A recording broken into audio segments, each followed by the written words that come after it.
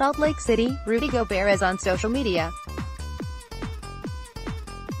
So he sees the things being said about him, good and bad, on Twitter, Instagram and other platforms from both journalists and fans. Honestly, it's hard not to with everything so accessible nowadays. But even in this digital age, the Utah Jazz center tries not to let the topic of becoming an NBA All-Star consume him so much that he loses sight of the bigger goal in mind, and that's winning. "I see it. Obviously, I'm on social media a little bit so I see it, but my focus is on winning," Gobert said.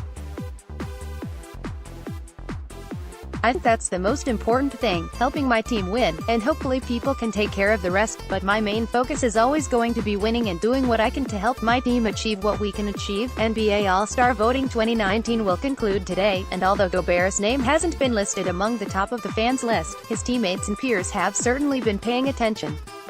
Just going down the line of guys who impact the game on both ends of the court, there's not many of them. He's really unique. He deserves to be in the game without a doubt. If he's not, then we should all be upset. Utah Jazz wing Kyle Korver on teammate Rudy Gobert. "I think his impact for them on both ends of the floor makes him an all-star," said Portland Trail Blazers star Damian Lillard. "I think he'll make it this year in my opinion." TNT will announce the All-Star starters on Thursday, January 24th, then the reserves will get revealed on Thursday, Jan.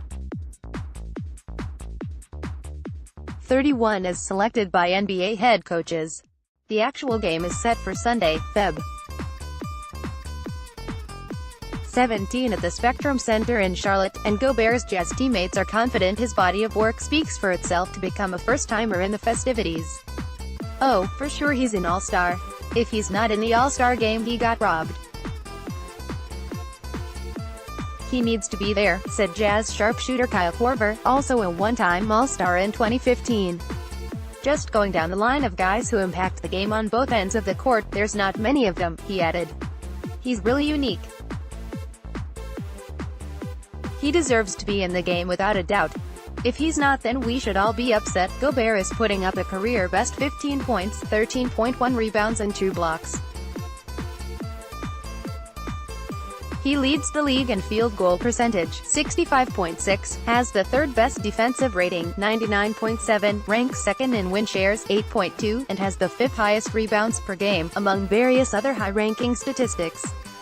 But even deeper than the analytics, Gobert has stretched his game on the defensive end to adjust to today's NBA big men.